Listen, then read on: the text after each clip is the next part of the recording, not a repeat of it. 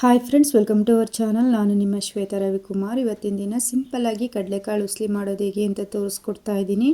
ಇದು ಆಲ್ಮೋಸ್ಟ್ ಎಲ್ಲರಿಗೂ ಗೊತ್ತೇ ಇರುತ್ತೆ, ಯಾಕಂದರೆ ಇದನ್ನು ಪ್ರತಿಯೊಬ್ಬರೂ ದೇವರ ಪ್ರಸಾದಕ್ಕೆ ಮಾಡ್ತಾರೆ.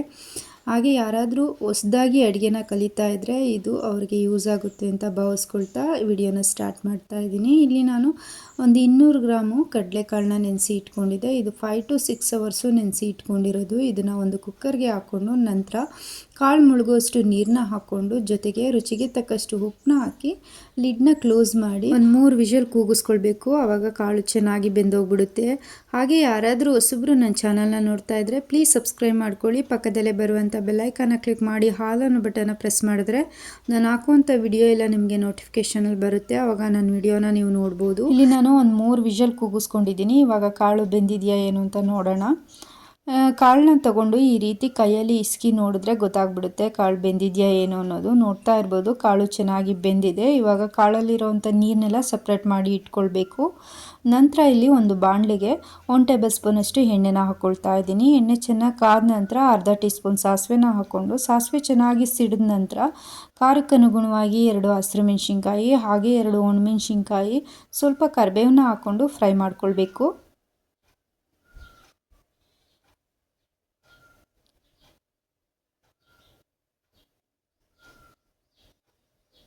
ನಂತರ ಇದಕ್ಕೆ ಒಂದು ಸಣ್ಣ ಈರುಳ್ಳಿನ ಕಟ್ ಮಾಡಿ ಹಾಕ್ಕೊಳ್ತಾ ಇದ್ದೀನಿ. ಇದನ್ನು ಅಷ್ಟೇ ಚೆನ್ನಾಗಿ ಟ್ರಾನ್ಸ್ಪರೆಂಟ್ ಆಗೋವರೆಗೂ ಫ್ರೈ ಮಾಡ್ಕೊಳ್ಬೇಕು.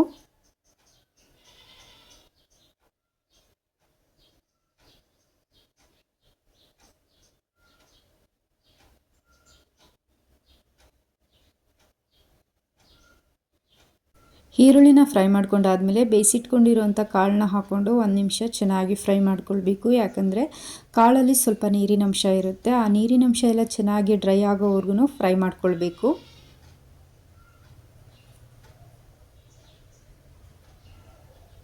ಇವಾಗ ಕಾಳಲ್ಲಿರೋ ನೀರೆಲ್ಲ ಡ್ರೈ ಆದಮೇಲೆ ಇದಕ್ಕೆ 1/4 ಟೀ ಸ್ಪೂನ್ ಅರಿಶಿನ ಹಾಗೆ ಅರ್ಧ ಕಪ್ಪು ತೆಂಗಿನಕಾಯಿ ತುರಿ ಸ್ವಲ್ಪ ಕರಿಬೇವನ್ನ ಹಾಕ್ಕೊಂಡು ಚೆನ್ನಾಗಿ ಮಿಕ್ಸ್ ಮಾಡಿದ್ರೆ ಕಡಲೆಕಾಳು ಉಸ್ಲಿ ರೆಡಿ ಆಗಿಬಿಡುತ್ತೆ. ನೋಡಿದ್ರಲ್ಲ ಯಾವ ಥರ ಸಿಂಪಲ್ಲಾಗಿ ಕಡಲೆಕಾಳು ಉಸ್ಲಿ ಮಾಡೋದು ಅಂತ.